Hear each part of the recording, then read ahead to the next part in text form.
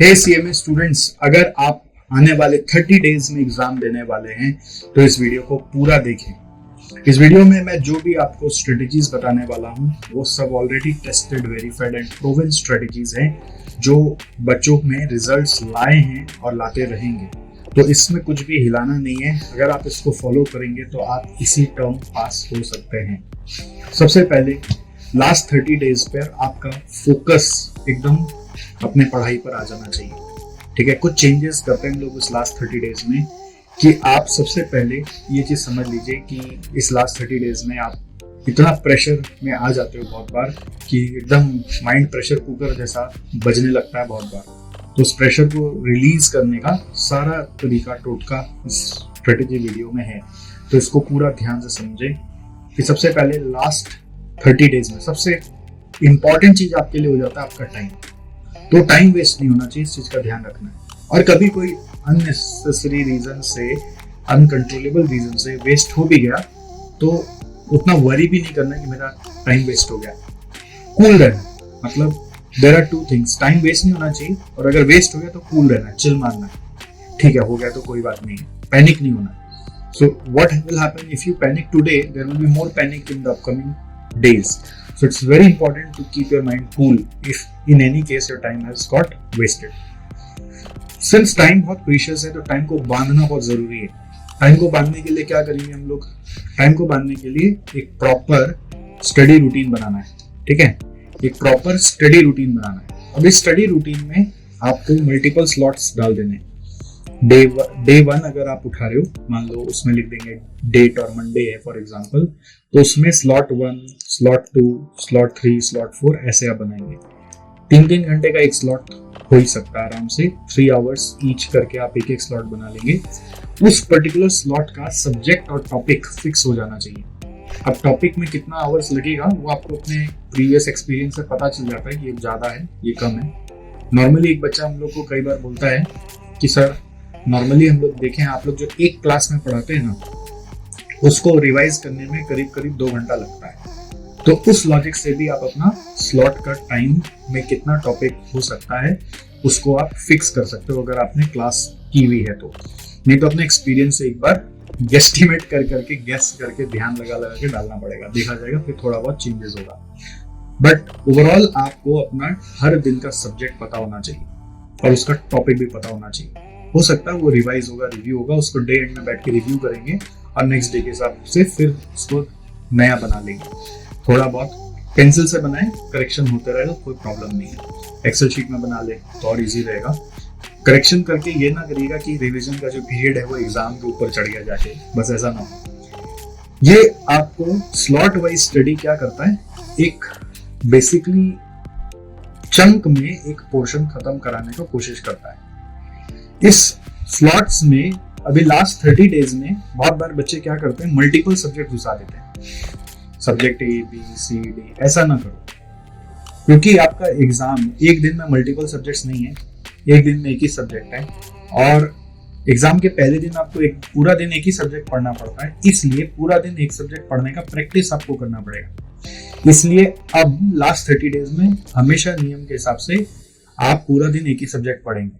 Just एक exception allowed है कि अगर मान लीजिए कोई एक सब्जेक्ट बहुत वीक है आपका, तो उस सब्जेक्ट को आप दिन में एक स्लॉट और क्रिएट कर दीजिए, स्लॉट 5 फॉर वीक सब्जेक्ट, जो थोड़ा छोटा हो सकता है। वो हो सकता है 1.5 घंटा, 2 घंटा का या 1 घंटा का, 1 से 2 घंटा का। वो स्लॉट 5 में उसको पढ़ते जाइए। वो वीक सब्जेक्ट को आप हो सकता है दिन के स्टार्ट्स में पढ़ लीजिए, मतलब first thing of the day में पढ़ लीजिए और उसके बाद पूरा दिन अपना एक सब्जेक्ट को चलाइए। लाइन बाय लाइन एक एक सब्जेक्ट खत्म होता जाएगा, नेक्स्ट सब्जेक्ट में आप आते जाएंगे, नेक्स्ट सब्जेक्ट में आते जाएंगे। अब पढ़ने का जो तरीका है उसमें थोड़ा सा लास्ट 30 डेज में चेंजेस करना पड़ता है। मोस्टली मैं स्टूडेंट्स को देखता हूँ, वो खाली जो थ्योरीज होती हैं, चाहे वो प्रैक्टिकल में हो चाहे थ्योरी सब्जेक्ट्स में हो, थ्योरीज माने जो नोट्स होता है बस उसी को चाटते रहते हैं, पढ़ते रहते हैं, रट लेते हैं। और फिर क्या होता है, एग्जाम में आता है क्वेश्चंस, तो क्वेश्चंस देखकर समझ ही नहीं आता कि कौन सा कॉन्सेप्ट इसमें भिड़ाऊं, अप्लाई नहीं कर पाते। तो इसलिए लास्ट 30 डेज में स्ट्रेटेजी पूरी बदल देंगे। इसको हम लोग ब्रह्मास्त्र स्ट्रेटेजी बोलते हैं और ये बहुत बच्चों को बहुत हेल्प करता है। और ब्रह्मास्त्र स्ट्रेटेजी कहता है कि उल्टा पढ़ेंगे। क्वेश्चन सारा पढ़ेंगे, सारा का सारा क्वेश्चंस पढ़ेंगे। क्वेश्चंस के थ्रू अपने आप कंसेप्ट टच हो ही जाते हैं, कंसेप्ट रिवाइज हो ही जाते हैं। तो क्वेश्चन को पढ़ने का तरीका क्या होता है कि क्वेश्चन पढ़ेंगे और उसका आंसर गेस करेंगे। प्रैक्टिकल है तो रफली सॉल्व करेंगे, रफ पेपर्स बहुत सारा रखेंगे अपने सामने और 1 2 3 सीरियल नंबर देकर रफ पेपर्स में अटेम्प्ट करते हुए जाएंगे। ठीक है, अगर बुक में जगह है, क्वेश्चन बुक में जगह है, साइड में व्हाइट सा है तो वहीं पर अटेम्प्ट कर लेंगे, बट अटेम्प्ट करेंगे और फिर देखेंगे कहाँ फंसा, क्या नहीं लिख पाया, क्या नहीं कर पाया, और उसके माध्यम से जो कंसेप्ट वीक लग रहा है उसको फिर से देखेंगे। ठीक है, इससे क्या होता है, एप्लीकेशन स्ट्रांग हो जाता है और कॉन्फिडेंस एक नेक्स्ट लेवल का आता है कि क्वेश्चन के थ्रू आपको पता भी चल पाता है कि क्या चीज को कैसे यूज करना है। जब थ्योरी का बात आएगा तो पूरा आंसर नहीं लिखना है, थ्योरी में खाली क्वेश्चन पढ़ के उस आंसर का स्ट्रक्चर बुलेट पॉइंट्स में कि इस बारे में पहला पैराग्राफ में लिखूंगा, इस बारे में सेकंड पैराग्राफ में, इस बारे में थर्ड पैराग्राफ में, या फिर कुछ जैसे पॉइंट्स याद करने के कोड्स होते हैं, वो कोड्स वगैरह आपको याद हैं तो वो निमोनिक्स या कोड्स जिसको अपने बोलते हैं उसको लिख लेंगे। तो that way theory will be revised. ये आपको बहुत अलग लेवल का कॉन्फिडेंस देगा। नेक्स्ट, जब आप एक एक सब्जेक्ट को पढ़ रहे हैं तो क्वेश्चंस ये सारा देखने के बाद आपको इंश्योर करना है कि कितना कितना क्वेश्चंस किसका कहाँ से देख लेना है। तो इंस्टीट्यूट मैट का सेकंड नंबर, सारे पास पेपर्स इंस्टीट्यूट के irrespective of the syllabus year आपको पास पेपर्स देखने। कम से कम हम लोग बोलते हैं लास्ट 4 से 5 टर्म का, 4 से 5 टर्म का, 5 टर्म पास पेपर्स कर लिया तो बहुत है। 5 टर्म यानी 2.5 साल, 5 टर्म यानी कि 2.5 साल, ये आप कर लो तो बहुत है। तो पास पेपर्स जो भी हैं पास्ट के वो डाउनलोड कर लो, इंस्टीट्यूट की साइट पे गूगल करोगे सब मिल जाएगा।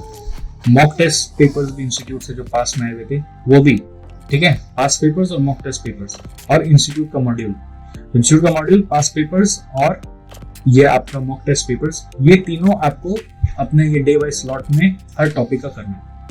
टॉपिक की शुरुआत ही करेंगे पेपर्स यानी कि क्वेश्चन सॉल्विंग से। ये पूरा हो जाने के बाद अपने आप को असेस करना भी जरूरी होता है कि आप कहाँ पे खड़े हो। तो आप लोगों के लिए एसजीसी की तरफ से हर सब्जेक्ट का हमने रिटन मॉक टेस्ट, जो आपके एग्जाम का भी पैटर्न है वो रिटन मॉक टेस्ट है, रिटन टेस्ट है। तो रिटन मॉक टेस्ट अरेंज किया हुआ है जो आप अपने हिसाब से घर पे बैठ के शेड्यूल्ड अनशेड्यूल्ड टाइम पर, अनशेड्यूल्ड टाइम मतलब अपने हिसाब से दे सकते हो और उसको हम लोगों से चेक करवाओगे, आपको भेजकर हम आपको चेक करके वापस लौटा के देंगे। So this is one added value from our side. For all the subjects of CMA Inter and Final are available on SJC website. So what you have to do is you have to just go to SJC website. You have to just go to SJC website and find it by yourself. ठीक है? तो SJC website में जाके आप search कर लेना, आपको मिल जाएगा CMA Inter या CMA Final का मॉक टेस्ट। उसमें एक शेड्यूल्ड मॉक टेस्ट है, एक अनशेड्यूल्ड मॉक टेस्ट है। Scheduled mock test specific date time उसका अनाउंस किया हुआ है, उसी में होगा। तो अगर आप शेड्यूल मॉक टेस्ट दे रहे हो तो आपको उसी स्पेसिफिक टाइम पे जूम पे आकर वो टेस्ट देना पड़ेगा, और अगर आप अनशेड्यूल दे रहे हो तो अपने हिसाब से अपने टाइम पे दे सकते हो, बट पेपर आपको भेज के चेक करवाना पड़ेगा। और चेक करवा कर अगर मान लेते हैं आपको 50 मार्क का पेपर था, उसमें 60 मिला, सॉरी 50 मार्क का पेपर में 60 कैसे मिलेगा, 60% मिला यानी कि 30 मिला, तो 20 नहीं मिला। तो 20 क्यों नहीं मिला उसको क्रॉस चेक करोगे, क्या गड़बड़ होगी कि 20 मार्क्स कट गए मेरे। तो तब आपका पूरा प्रॉपर मॉक टेस्ट का असेसमेंट होता है। मॉक टेस्ट मतलब ये नहीं कि हाँ बस 50 में मेरे को 60% मिल रहा है तो 100 में मेरे को इतना मिल जाएगा तो बस हो गया मेरा काम, उससे फायदा नहीं होगा। मॉक टेस्ट का असली फायदा तभी होता है जब आप ये चेक करते हो कि अगर 100 में 95 भी मिला तो 5 क्यों नहीं मिला, तब मॉक टेस्ट का रियल फायदा होता है कि कहाँ मिस्टेक हो रहा है। ठीक है, लास्ट में हर चैप्टर का समरी नोट्स नॉर्मली हम लोग आपको पहली एडवाइस करते हैं कि आप बना लिए होंगे, जस्ट इन केस अगर कोई चैप्टर का अगर नहीं बना हुआ है तो समरी नोट्स जरूर बना लेना, क्योंकि आपके एग्जाम के पहले आपको सिर्फ 8 घंटा ही मिलता है रिवीजन करने के लिए। तो उस 8 घंटे में पूरा का पूरा सिलेबस रिवाइज करना बहुत डिफिकल्ट हो जाता है अगर आपका हाथ से समरी नोट्स नहीं बनाया हुआ है। और अगर आप कोई कोचिंग इंस्टीट्यूट की समरी नोट्स यूज कर रहे हो तो मेक श्योर कि उसको अच्छे से पढ़ लिया और उसमें मार्किंग वर्किंग करके रख लिया, और वो उतना इफेक्टिव नहीं होता जितना इफेक्टिव अपने हाथ से बनाया हुआ समरी नोट्स का होता है। हाउएवर आपको हमारे सब्जेक्ट्स में जो समरी नोट्स चाहिए, हम उसका एक बुकलेट बना रखे हैं, वो हम आपको इस वीडियो के लिंक में दे देंगे, आप वहां से डाउनलोड कर लीजिएगा। नेक्स्ट, हर क्वेश्चन का मेक श्योर कि आप ABC मार्किंग कर रखें। ए मतलब बहुत सारे ट्रिक्स हैं, बहुत हार्ड है। बी मतलब एक ही ट्रिक है, अगर वो क्रैक हो गया तो सम हो जाएगा। सी मतलब बहुत आसान क्वेश्चन है। अब वो एबीसी मार्किंग के लिए एबीसी भी लिख सकते हो, आप कोई red blue green colour code बना सकते हो, या फिर आप दिल बना सकते हो। एक दिल माने बहुत बहुत हार्ड है, 2 दिल माने थोड़ा हार्ड है, 3 दिल माने बहुत इजी है, या फिर कुछ भी आप अपना एक सीक्वेंस बना सकते हो। दिल देख के पढ़ो, मैं क्या बोलता हूँ, दिल दिल देख के पढ़ो, डर डर के मत पढ़ो, दिल दे दे के पढ़ो। तो क्या होता है, उससे आपका पढ़ाई में इंटरेस्ट ज्यादा आता है। तो एबीसी मार्किंग क्यों जरूरी है, क्योंकि वो 8 घंटे में it's next to impossible to revisit all the questions, and questions देखना जरूरी होता है to be able to apply in your exam.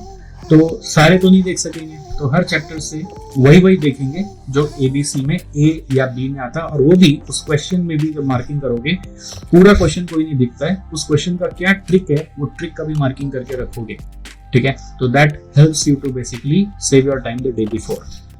Make sure that you do not indulge into any kind of external disturbances. घर में noise है, कोई लड़ाई झगड़ा चल रहा है, तो जाके बीच में इंटरफेयर नहीं करना है, जो करते हैं करने दो, चूल्हा भाड़ में जाने दो। ऐसे सोच के ये सोचो कि मैं एक बार एग्जाम दे लेता हूँ फिर इसको सल्टूंगा। कोई कुछ बोल दे रिएक्ट मत करो, थोड़ा सा गुस्सा है, गुस्सा आए तो डीप ब्रीदिंग करके उसको निकालो, वॉक करो और उसको किसी तरीके से रिलीव कर लो, बट ज्यादा इन्वॉल्व मत हो, क्योंकि एट द एंड आपका माइंड एक बार डाइवर्ट हो गया तो वापस पढ़ाई में लाने में बहुत दिक्कत होता है। तो जैसे घर में खाना गड़बड़ बना तो गुस्सा नहीं करो, जो हो सके जितना हो सके भाई है खा लो। कोई सुविधा घर में नहीं मिल रही है, घर में लोग जानबूझ के टीवी जोर से देख रहे हैं, ज्यादा हाइपर नहीं होना है, एकदम कूल माइंडेड रहना है और जाके हाथ जोड़ के रिक्वेस्ट करना है ऐसे ऐसे हो जाए तो अच्छा है, नहीं तो जैसा हो सके एडजस्ट करके अपना माइंड को कूल जितना रखोगे उतना पढ़ाई में इफेक्टिवनेस आएगा। नेक्स्ट, मोबाइल फोन एक सबसे बड़ा डिस्ट्रैक्शन है आप लोगों के लिए। अननेसेसरी आप पढ़ते पढ़ते थोड़ा सा हार्ड लगा नहीं कि माइंड उधर चला गया मोबाइल के अंदर, और मोबाइल में जो जाता है वो वापस आता ही नहीं, क्योंकि मोबाइल में जितने भी एल्गोरिदम्स हैं वो ऐसे ही बनाए हुए कि आप और आओ, तो इसलिए उसको रोकना बहुत जरूरी है। इसलिए मोबाइल के लिए एक बहुत इंपॉर्टेंट चीज है कि आप अपना शेड्यूल में एक स्लॉट बना दीजिए कि इतना से इतना बजे तक ही मैं मोबाइल देखूंगा, बाकी देर मोबाइल नहीं देखूंगा। ये बहुत इंपॉर्टेंट है, वरना ये मोबाइल ही नहीं डूबेगा। नेक्स्ट, हर 3 घंटा में ब्रेक भी बहुत ज्यादा जरूरी होता है। लास्ट 30 डेज में अभी इतना प्रेशर में आ जाता है कि उसको लगता है कि यार मेरे को इतना करना है कि वो उठता ही नहीं है, वो कहीं देखता भी नहीं, बहुत ज्यादा ही एफर्ट डालने लग जाता है। एज अ कॉन्सिक्वेंस वो डिमिनिशिंग मार्जिनल यूटिलिटी का कॉन्सेप्ट शुरुआत में तो ठीक लगता है, धीरे धीरे आधा दिन के बाद ऐसी थकान आ जाती है, ब्रेन ऐसा सेचुरेट हो जाता है कि वो गिव अप ही कर देता है, और फिर जो आप पढ़ते हो ले नहीं पाता, और फिर उसका इम्पैक्ट बहुत लंबे समय तक भी बहुत बार रह जाता है। लास्ट मोमेंट पे मुझे अपने टाइम एग्जाम का याद है, 7 दिन पहले माइंड ऐसा फिर गया कि एग्जाम छोड़ देंगे, माइंड फिर गया बस कि नहीं क्या होगा देखा जाएगा, जो होगा देखा जाएगा, इस टाइम देंगे नहीं एग्जाम। ये मतलब आता है, ये क्यों आता है, जब आप कंटिन्यूअस एट स्ट्रेच पढ़ते रहते ये भी बाकी तब।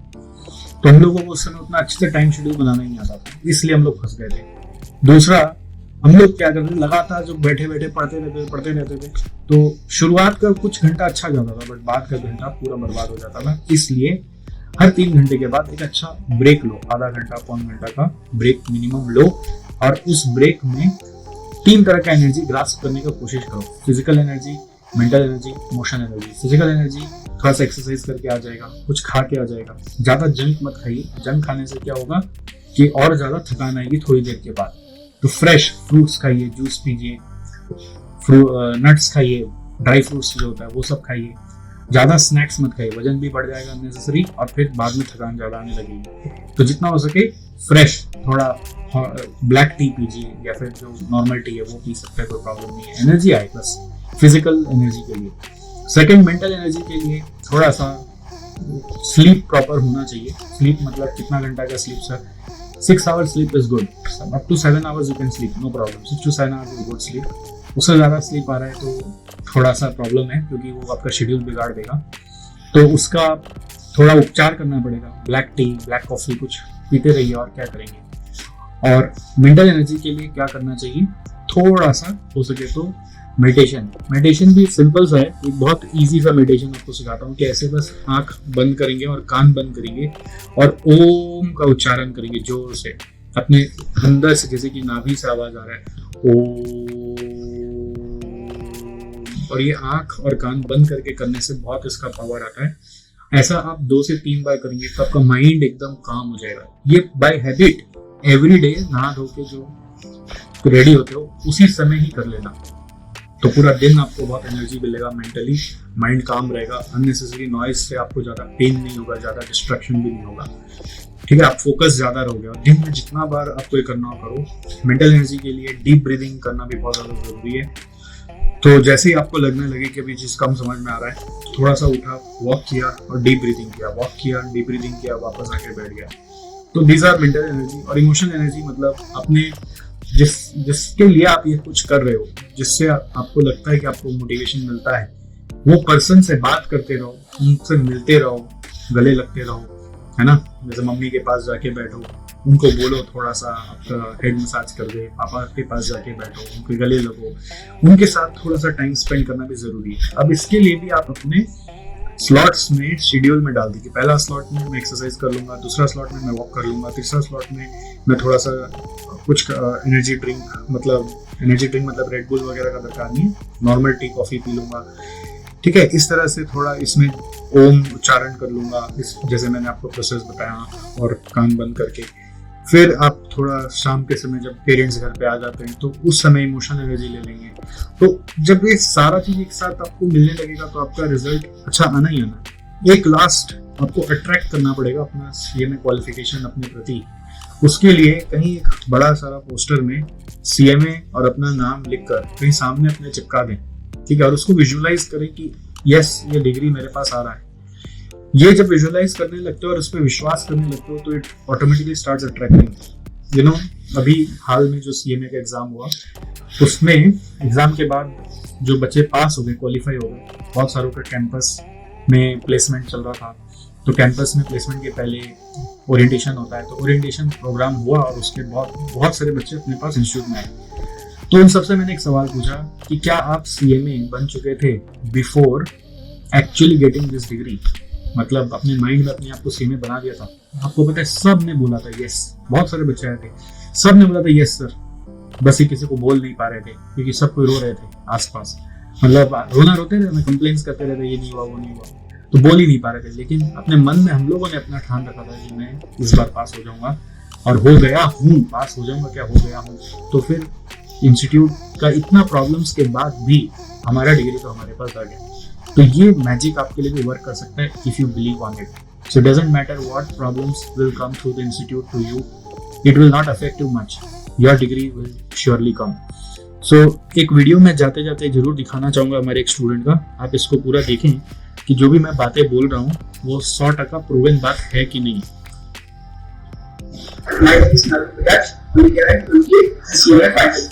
तो मैंने किया तो मैं जैसे शुरू होता है सबसे पहले पॉलिटिक्स शुरू ठीक है, आज ये करना है तो उसको क्या करना था, पहले एक पेपर पे लिखता था कि आपको लिखी का ये 7 चैप्टर करना है, उसका ये करना है, ये करना है। और दूसरी बात क्या है, सभी नोट्स बहुत इंपॉर्टेंट है, क्योंकि ऐसे सीएमए में आप जानते हैं 8 घंटा मिलते हैं, उसके बाद अपना दूसरे एग्जाम होता है।